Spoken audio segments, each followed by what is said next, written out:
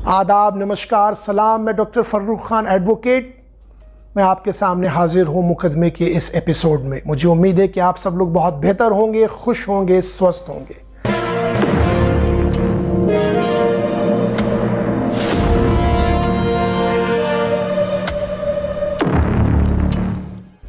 दोस्तों, आज हम बात करेंगे कि हमारे हिंदुस्तान का जो संविधान है वो पॉलिटिक्स और रिलीजन का जो एक अनहोली अलायंस है उस पर क्या कहता है।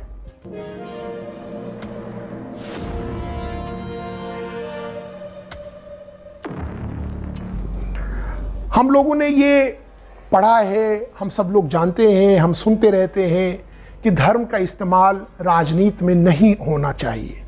ये सेटल्ड लॉ है और ये बहुत क्लैरिटी आती है इस सब्जेक्ट पे।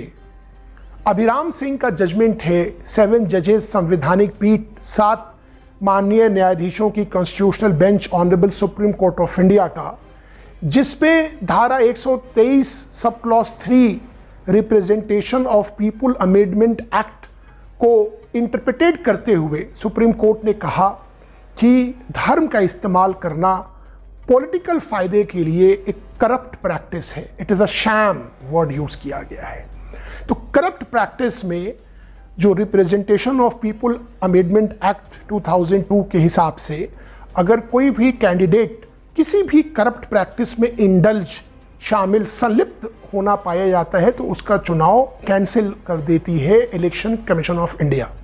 ये और बात है कि कानून में लिखा कुछ और है, इम्प्लीमेंट कुछ और होता है। ये विरोधाभास है और ये सिर्फ हिंदुस्तान में नहीं है, ये आपको दुनिया के हर देश में कहीं ना कहीं मिलेगा। लेकिन एक जिम्मेदार नागरिक होने के प्रति हमें इस बात को समझना चाहिए और जानना चाहिए कि राजनीति जो पॉलिटिकल डिस्कोर्स है उसका रिलीजन से कोई दूर दूर तक वास्ता नहीं है। रिलीजन एक प्राइवेट अफेयर है। रिलीजन चाहे वो हिंदू हो, वो मुसलमान हो, वो सिख हो या वो किसी भी समुदाय का हो, ईसाई हो, जैन हो, उसका प्राइवेट मैटर है। जब हम बात आती है देश की एक नागरिक होने के नाते तो आपके कुछ फंडामेंटल राइट्स हैं, आपके कुछ मौलिक अधिकार हैं जो संविधान द्वारा हमें और आपको प्रदत्त किए गए हैं, जिसको कोई नहीं ले सकता। कोई भी सरकार भी चाहे तो आपके मौलिक अधिकारों के साथ छेड़छाड़ नहीं कर सकती है। ये बेसिक स्ट्रक्चर ऑफ कॉन्स्टिट्यूशन का डॉक्ट्राइन है कि संविधान में कुछ ऐसी चीजें हैं जिसका पार्लियामेंट उस पर कोई संशोधन नहीं कर सकती है। और अगर पार्लियामेंट ने, संसद ने संशोधन करने की कोशिश की और वो बेसिक स्ट्रक्चर जो संविधान का है उसके विरोधाभास में है, उसका अल्ट्रा वायरस है, तो वो सेट असाइड माना जाएगा। कोर्ट उसको अल्ट्रा वायरस डिक्लेयर करके उसको खत्म कर देगी। तो एक जिम्मेदार नागरिक होने के नाते अगर जब भी हम पॉलिटिकल डिस्कोर्स पे अगर कोई नेता या कोई पॉलिटिकल पार्टी रिस्पेक्टिव कभी इस बारे में बात करना चाहे, वो आपको धर्म के नाम पे बात करे, तो आप उससे मुद्दों की बात कीजिए।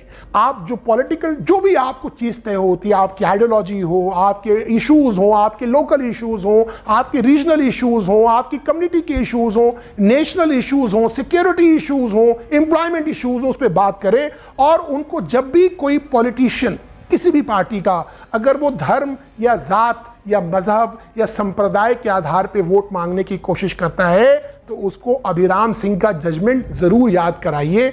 और अगर आप एक जिम्मेदार नागरिक हैं, अगर आप देश के प्रति प्रेम रखते हैं, मोहब्बत रखते हैं, तो हर एक नागरिक की ये जिम्मेदारी है कि वो अगर ऐसा कोई आदमी ये काम करता है तो उसके खिलाफ इलेक्शन कमीशन में उसकी कंप्लेंट फाइल करें, अदालतों में फाइल करें। ज़रूरी नहीं है कि हर आदमी की कंप्लेंट पे कोई एक्शन हो, लेकिन अगर कोई भी कंप्लेंट नहीं फाइल करेगा, कोई भी संविधान को बचाने की कोशिश नहीं करेगा, तो फिर रिपब्लिक और बनाना रिपब्लिक में अंतर नहीं रहेगा। तो ये बहुत जानना हमारे लिए ज़रूरी है कि किन किन चीज़ों पे इलेक्शन कंटेस्ट किया जा सकता है, उसका जो कॉन्स्टिट्यूशनल मैंडेट और गैमेट है वो क्या है, और अगर कोई उसको ब्रीच करता है जाने में या अनजाने में तो उसके खिलाफ क्या कार्रवाई की जा सकती है।